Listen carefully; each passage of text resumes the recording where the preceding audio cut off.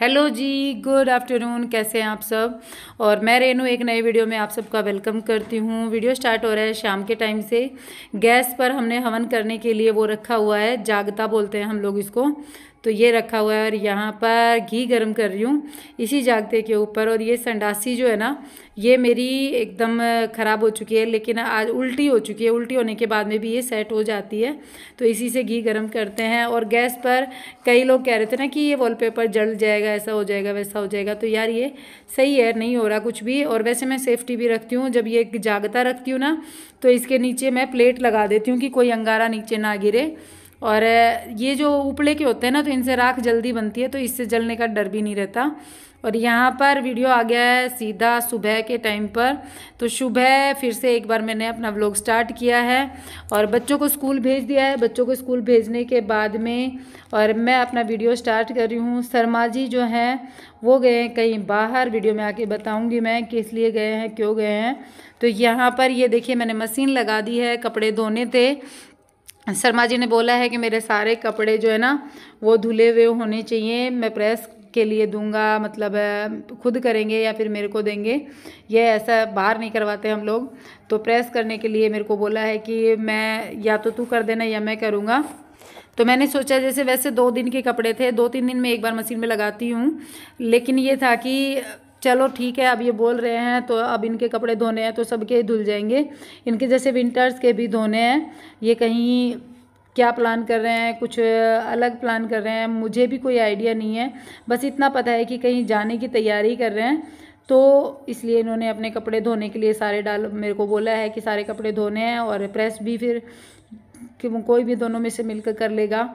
तो यहाँ पर मैं लगा रही हूँ चूल्हे के पास से झाड़ू। रात को मैंने ये बिखरा ही छोड़ दिया था। आजकल ना वो होता है, थकान ज़्यादा रहती है, काम में मन नहीं रहता, होता है ना, जैसे कि मूड नहीं रहता, जब एनर्जी भी ख़त्म हो जाती है।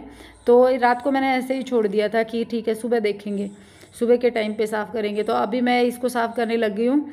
और ये गोबर जो था ना, ये एक्स्ट्रा बच गया था, इसको मैंने यहीं रख दिया था क्योंकि मुझे आज मिट्टी ला करके दोबारा से इसको लीपना है बाहर से, ताकि इसमें अच्छे से फिनिशिंग आ जाए।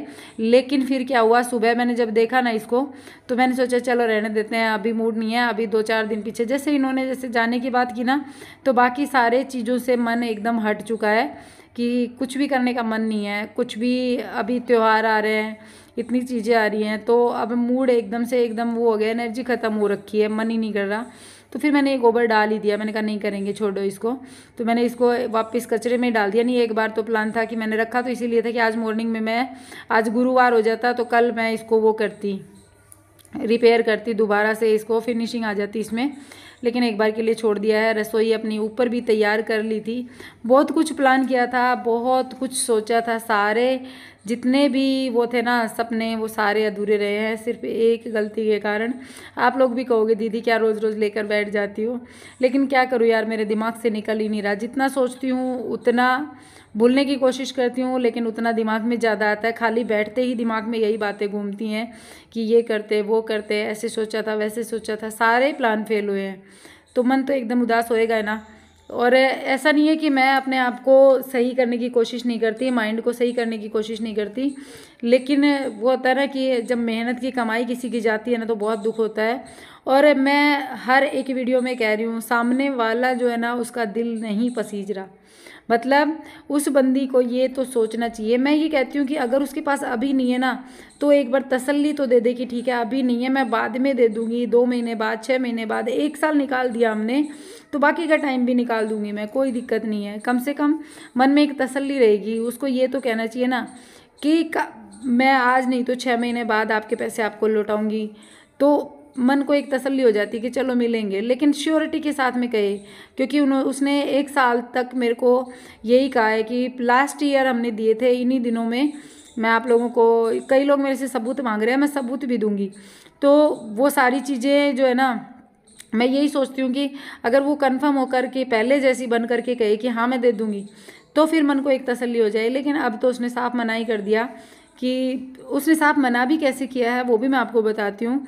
उसने कहा मेरे पास नहीं है, और मैं कहाँ से दूँ, मेरे पास है ही नहीं। और फिर मैंने बोला कि नहीं मैंने दिए थे, तो अब एक टाइम पीरियड होता है कि यार 1 साल होने को आया, अब तो आपको कुछ तो मतलब करना पड़ेगा ना, ज़्यादा नहीं थोड़े बहुत तो करने पड़ेंगे ना।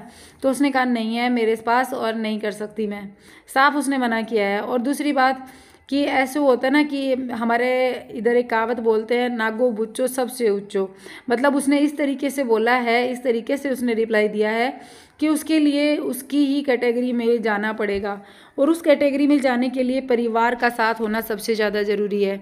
तो यहाँ पर घर वाले सब कह रहे हैं भूल जाओ, ये कह रहे हैं कि भूल जाओ, छोड़ो। अब इन्होंने ही हार मान ली है, तो मैं अकेले क्या करूँगी, मेरा भी दिमाग एकदम ऐसे हो रखा है। तो थोड़ा सा बस ये है कि मेरे को खुद को समझ नहीं आ रहा है कि मैं क्या करूं। बस ये है कि अपने आप को काम में डुबो करके, काम के साथ में लग करके ही कुछ ना कुछ अच्छा करने की कोशिश कर रही हूं। और कोशिश करूंगी यूट्यूब पर भी रेगुलर बढ़िया से बढ़िया व्लॉग लेकर के आऊं, क्योंकि मेरे पास एक ही रास्ता बचा है ये। बाकी शर्मा जी अपना कुछ अलग देख रहे हैं, क्या देख रहे हैं मुझे नहीं पता। मैंने आपको दूसरे शर्मा जी के चैनल पर एक वीडियो आएगी, उसमें मैंने आपको क्लियर भी किया है कि क्या शर्मा जी ने सोचा है, क्या ये करने वाले हैं। वैसे यहाँ भी बता देती हूँ कि इन्होंने बस मेरे को इतना बोला है कि मैं जा रहा हूँ कहीं पे, अब जाने का कहाँ है वो भी डिसाइड नहीं है इनका। तो मन भी थोड़ा सा तकलीफ में है कि अगर बंदा ये कहकर जाए कि मैं इस काम से जा रहा हूँ, यहाँ जा रहा हूँ, तो मन को एक तसल्ली होती है। लेकिन इन्होंने कुछ भी क्लियर नहीं बता रही है, तो उन चीज़ों को देख कर भी मन उदास हो रहा है। बहुत सी चीज़ें हैं मैं आप लोगों के साथ में शेयर करना चाहती हूँ, लेकिन क्या क्या शेयर करूँ कुछ समझ नहीं आ रहा।